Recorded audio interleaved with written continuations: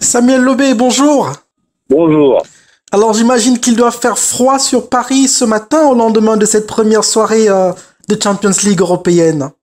Non, ça va. Au niveau du temps, il n'y a pas trop de soucis. Et en plus, on s'est régalé avec les matchs qu'on a vus hier.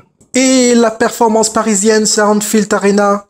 C'est mi-raisin, c'est-à-dire que ils sont apparus quelquefois un peu dépassés par le rythme mis par Liverpool. Mais de par leur qualité individuelle, ils ont réussi à faire front, à aller égaliser.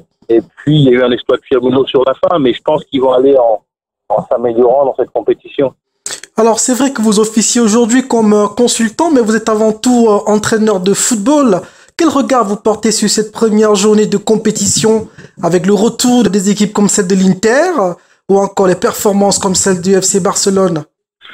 Pour ce qui est de l'Inter, j'aurais jamais cru en regardant leur match qu'ils réussiraient à revenir dans la partie. Je veux dire, ils étaient dominés. Tottenham se montrait dominateur. Il y avait très peu d'occasions pour l'Inter. Et on se voit que c'est une compétition qui est relevée où on ne peut pas se permettre de se déconcentrer. Alors, je sais pas si c'est de la déconcentration, mais ils ont été un petit peu moins attentifs. Et sur 3 minutes, ils ont perdu tout bénéfice de tout ce qu'ils avaient bien fait pendant, on va dire, 91 minutes Tottenham. Mais rien n'est joué, c'est que le début. Et du côté du Barça, bon, on avait quand même un adversaire, on va dire, moyen. On va voir si c'est devenu une grande équipe du Barça capable de gagner la C1 dans la suite, dans l'ordre des prochains matchs qu'ils auront à jouer.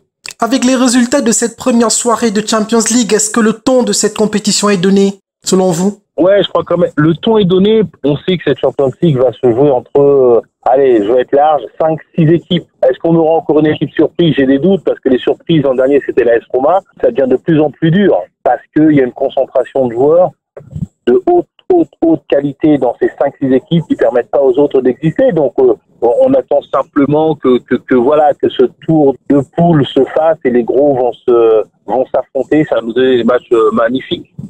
Alors on va interroger le Camerounais maintenant. Ils sont quelques-uns qui sont lancés dans cette compétition, qui sont engagés dans la Champions League cette année. On a vu Choupo-Moting pour sa première avec le PSG. Et puis malheureusement, Joël Matip était sur le banc avec Liverpool, mais on a aussi vu le FC Porto, entre autres, de Vincent Boubacar. Alors la communauté camerounaise dans cette compétition, quel va être le challenge pour elle? Vous avez soulevé le problème, c'est que si vous regardez les joueurs qui jouent dans ces clubs engagés dans la Ligue des Champions, il y en a très peu. Ça ne veut pas dire que le Cameroun ne peut pas avoir une équipe compétitive. Il y a très peu de joueurs de niveau international ou de classe internationale. Il y en a 2-3, vous les avez cités. Un seul qui joue vraiment titulaire, c'est Vincent Aboubacar. Sinon, les autres, vous les retrouvez en Champions League ou en Europa League, pardon. Donc, c'est un problème aussi. Plus vous avez de grands joueurs qui se mettent à disposition de votre sélection, plus vous avez de chances d'être compétitif. C'est un manque. Il y a un manque de talent, mais ça ne veut pas dire que le Cameroun ne peut pas avoir une équipe très compétitive. Alors, au-delà de la sélection, sur le plan de la compétition qu'est la Champions League, est-ce que les Camerounais peuvent se frayer du chemin? Si vous me parlez de Choupo-Moting, ce sera très dur. Il n'est pas configuré pour être titulaire dans son équipe. Si vous me parlez d'Aboubacar, lui, il est déjà titulaire. Il y a, comment dirais-je, Onana qu'il faudra suivre dans cette compétition, qui est un garçon intéressant, qui n'arrête pas de progresser. Donc, voilà, tout ce que l'on peut espérer, c'est que les Camerounais gagnent du temps de jeu, jouent dans des clubs compétitifs pour ramener tout ça au sein de la sélection. Alors, il y a les matchs à venir. Le beau spectacle, on doit l'espérer encore ce soir?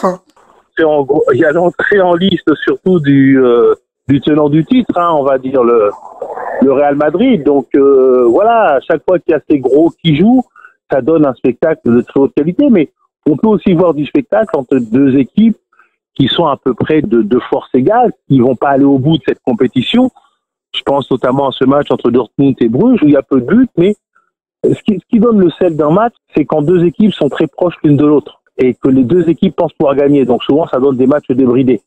Alors, on va peut-être sortir par là, Samuel. Ma dernière préoccupation, vous avez certainement vu de loin le premier match, la première sortie des nouveaux entraîneurs des Lions indomptables, Seedorf et Kluivert, évidemment, avec l'effectif qui les a accompagnés. Quel est votre regard sur cette performance de rentrée? La performance n'a pas été extraordinaire, on va dire. C'était contre une équipe des Comores qui jouait comme un match de coupe. Donc, le pire a été évité.